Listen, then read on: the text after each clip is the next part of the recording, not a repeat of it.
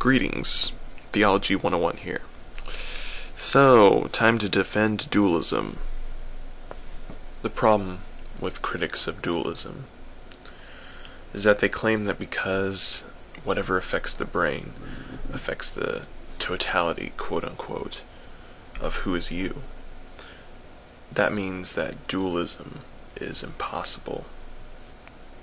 If the mind is separate, then how come it is affected by the inner workings of the brain?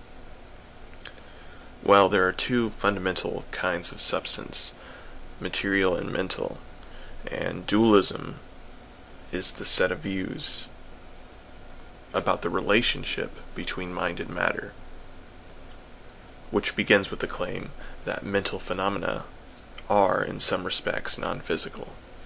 So there's a relationship between the two. If you mess up the brain, you do the same to the relationship with the mind, and vice versa. The material is what produces the mental. However, there is not just material alone. When constrained in a physical body, one could alter the mind by altering the material.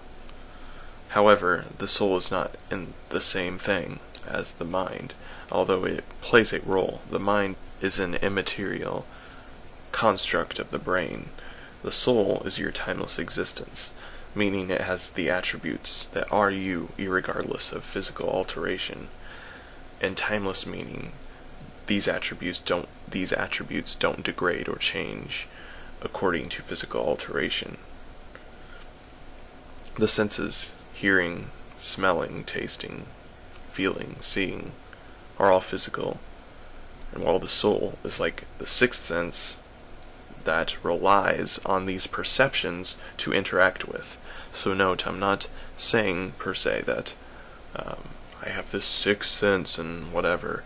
Don't take that as a somewhat ridiculous spiritual statement.